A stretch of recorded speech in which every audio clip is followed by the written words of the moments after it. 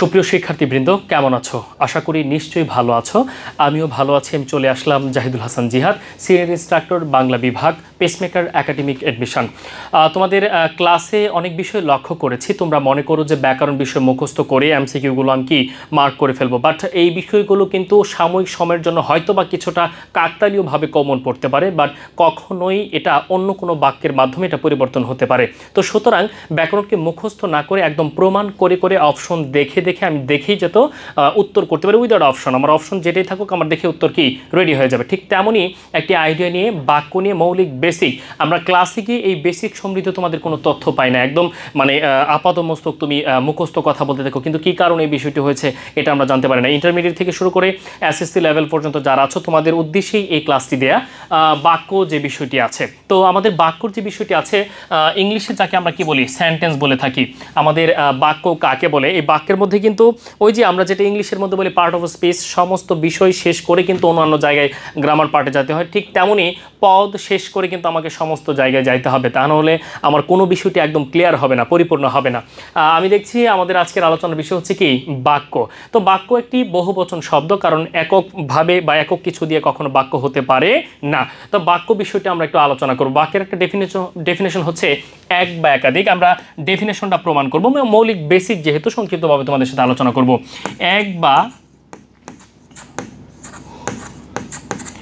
এক বা একাধিক অর্থপূর্ণ শব্দ দ্বারা অর্থপূর্ণ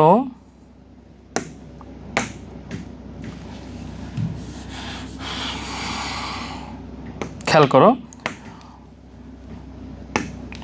অর্থপূর্ণ শব্দ দ্বারা বক্তার মনের ভাব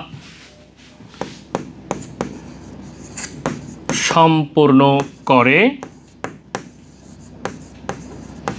তাকে বাক্য বলে। এক কথায় কোনো শব্দ দ্বারা বা পদ দ্বারা যদি বক্তার মনের ভাব সম্পূর্ণরূপে প্রকাশ করে তখন তাকে কি বলা হবে? বাক্য বলা হবে। তাহলে আমার কথা হচ্ছে এক বা একাধিক অর্থপূর্ণ, তাহলে শব্দ আর আমাদের শব্দ দ্বারা বা পদ, হ্যাঁ এখানে যদি পদ দিই শব্দ বা পদ দ্বারা, তাহলে আমাদের এই শব্দ এবং কি এই পদ নিয়ে আমাদের আজকের কি আলোচনা। এখন শব্দ কাকে বলে, শব্দ বিষয়টি না জানলে কিন্তু আমাদের আলোচনা এখানেই শেষ, কারণ বাক্য গঠন করতে হলে অবশ্যই আমাকে শব্দ লাগবে এবং কি লাগবে? পদ লাগবে। আমরা এটা মোটামুটি ধারণা করতে পারবো শব্দ যা পদই তা, কিন্তু আগে শব্দটা বিষয়টা বুঝতে হবে। শব্দ কাকে বলে আমরা যদি আমি এখানে বললাম, লিখলাম, আমি এভাবে বিষয়টি লিখতে পারি। আমি যখন ক বললাম, ক কি দেখা গেছে নাকি শোনা গেছে? অবশ্যই আমি যখন ক আওয়াজ করেছি তখন আমি কি পেরেছি? শুনতে পেরেছি। যদি শুনতে পাই তাকে বলা হয় ধ্বনি। আর যখন আমি লিখিত রূপ দিই তখন হয়ে যায় কি? বর্ণ। ঠিক তদ্রূপ আমি ল বললে যদি শুনতে পাই ধ্বনি, যখন লিখিত রূপ দিলাম তখন কি হয়ে গেল? বর্ণ। আমি যখন শুনতে পাই তখন ধ্বনি, যখন লিখিত রূপ দিলাম তখন কি হয়ে গেল?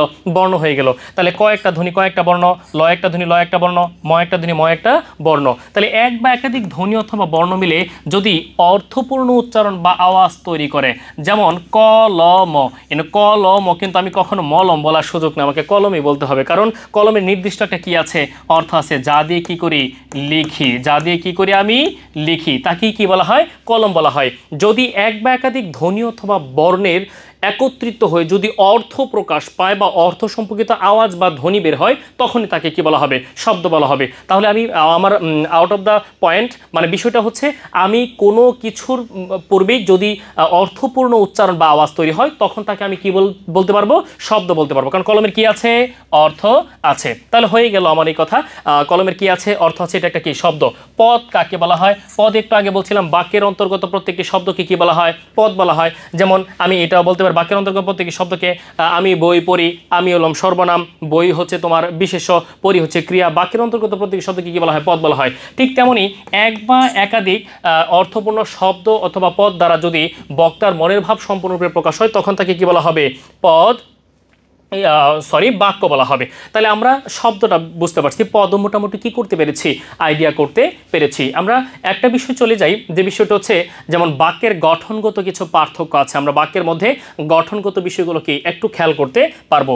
যেমন আমি একটা বাক্য লিখতে পারি, আমি ইজি একটা বাক্য লিখছি, যেমন একটু আগে যেটা বললাম, আমি বই পড়ি। সচরাচর যে বাক্যগুলো হয় একটা বাক্য দিয়ে দিলাম, আমি বই পড়ি, এটা একটা বাক্য, বক্তার মনের ভাব সম্পূর্ণ কি প্রকাশ পাইছে, আমি বই পড়ি প্রকাশ পাইছে। আর আমি যদি চাই, আমি মানে আমাকে বোঝায়, অর্থ আছে, এটা একটা শব্দ। বই জানি যা পড়ে, এটা একটা অর্থ আছে। পড়ি এটা একটা কাজ, অর্থ আছে। তাহলে আমি এটা কি বলতে পারবো, সবগুলোর অর্থ আছে, এটা একটা শব্দ। আবার পদ, আমি বলছি পদ, পদ বিবেচনা করি, পড়ি, ইংলিশে বলা হয় ইট, যাকে আরেকবার বলি কি ভার। তাহলে এটা কি আছে কি না আমাদের পার্টস অফ স্পিচের মধ্যে, বাংলায় বলি ক্রিয়া বলি, তাহলে পদ। ওকে, বই নাউন বিশেষ্য, ঠিক আছে। তাহলে আমি ইংলিশে বলা হয় কি প্রোনাউন, কি বলা হয় প্রোনাউন, বাংলায় বলা হয় সর্বনাম। তাহলে সর্বনাম পদের মধ্যে আছে না নাই, আছে। তাহলে এটা কি হলো, পদ হলো। তাহলে পদ বা শব্দ পাইলে আমি এটা একটা বাক্য প্রমাণ করলাম। তো বাক্যের বেশ কিছু অবস্থা বা গঠনগত একটু পরিবর্তন, যেটা বাক্যের মধ্যে আমরা বাক্যকে ভাঙলে কি কি পাবো, এই বিষয়গুলো কিন্তু অবশ্যই খেয়াল করতে হবে। যারা নবম দশম শ্রেণীর শিক্ষার্থী আছে, এখান থেকে তোমাকে পরবর্তীতে তুমি বাক্যের ভাগ পাবা, যে জটিল বাক্য, যৌগিক বাক্য, মিশ্র বাক্য, এভাবে তুমি পাবা। আবার আকাঙ্ক্ষা, আসক্তি, যোগ্যতা, এভাবে তুমি পাবা। একটু খেয়াল করি আমরা এখানে যে বাক্য, এই আমিকে বাংলায় এভাবে, যেমন এটাকে বলা হয় উদ্দেশ্য, আবার এটাকে বলা যায় বিষয়, আবার এটাকে বলা যায় কি কর্তা। কিন্তু ইংলিশে তো প্যাচ গোছে না যায়, সরাসরি বলে দিছে কি সাবজেক্ট। তারা কি বলে দিছে, এটাকে সাবজেক্ট বলে দিছে।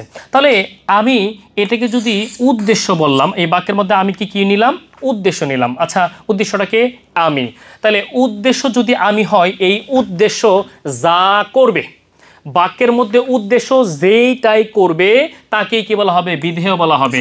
দুইটি অংশ ভাগ করা হয় বাক্যকে আগে, তাহলে দুইটি অংশ ভাগ করে, একটা হলো উদ্দেশ্য আর একটা কি বিধেয়। তাহলে উদ্দেশ্যকে আমি এটাকে যদি উদ্দেশ্য নিতে পারি, এই যে উদ্দেশ্য নিলাম, আমি যদি এটাকে উদ্দেশ্য নেই, উদ্দেশ্য বাক্যের মধ্যে যা করবে তাকে আমি কি বলবো, বিধেয় বলবো। তাহলে বিধেয় অংশ কোনটি, বই পড়া হচ্ছে কি আমার বিধেয় অংশ। অনেক কঠিন না, উদ্দেশ্য যা করে তাকে বিধেয় বলা হয়। ভাই যাই করুক এটা তোমার দেখার দরকার নাই, আমি বিধেয় অংশ পাইছি, দ্যাটস ফাইন। তোমাকে বলতে পারি নিচের কোন অংশটি বাক্যের বিধেয়, নবম দশম শ্রেণীর এমসিকিউ যেভাবে আসে, বিধেয় অংশ কোনটি, এ বাক্যের উদ্দেশ্য অংশ কোনটি, উদ্দেশ্য বাক্যের কিভাবে, আমি উদ্দেশ্যকে এই যে উদ্দেশ্য বিষয় এবং কি কর্তা, তাহলে মোটামুটি আমাকে এভাবে দেখেও চিন্তা হতে পারে বাক্যের যে কাজটা করবে, যে গুরুত্বপূর্ণ ব্যক্তি বা যাকে দিয়ে কাজটা হবে, তাকে আমি কি বলতে পারবো, উদ্দেশ্য বিষয়টা বলতে পারবো। তাহলে এখন আমি কি বলি, কর্তা নিয়ে নিলাম, কি কর্তা, কর্তা যে নিজে কাজটা করে, কর্তা মানে মেইন হেড লোক, ঠিক আছে, যার দিয়ে কাজটা হইব তাকে কি বলা হবে, কর্তা বলা হবে, বাক্যের প্রধান ব্যক্তি কর্তা। তাহলে আমি এটাকে যদি কর্তা বলি, এটাকে যদি কর্তা বলি, তাহলে আমি এই পরিটাকে কি বলতে পারি, ক্রিয়া। আমি আগেই নির্ধারণ করছি এটাকে কি বলি, ক্রিয়া। বাট কর্ম কোনটি, ইংলিশে তুমি যদি সেন্টেন্সকে ভাগ করতে চাও, তুমি সেন্টেন্স যে কোনোভাবে ক্রিয়েট করে যদি তুমি যে কোনো প্যারালাল লেখা লিখতে চাও, সাবজেক্ট ভার্ব অবজেক্ট, যেমন কর্তা, কর্ম, তারপরে হচ্ছে তোমার ক্রিয়া, এগুলো থাকতেই হবে বাক্যের মধ্যে। ঠিক তেমনই আমি ক্রিয়া পাইছি ম্যাক্সিমাম ক্লাসে, তোদেরকে যখন নবম দশম শ্রেণীর ক্লাসে যখন জিজ্ঞেস করা হয়, ঠিক ইন্টারমিডিয়েটের ক্লাসে যখন জিজ্ঞেস করা হয় বাক্যের কর্ম কোনটি, ক্রিয়া এবং কর্মকে একই মনে করে। ম্যাক্সিমাম শিক্ষার্থীর উত্তর ভুল, যেমন ক্রিয়া এবং কর্ম বলে, কর্ম এবং ক্রিয়া তো একই, কর্ম আর ক্রিয়া, কর্ম আর ক্রিয়া কখনোই এক হতে পারে না।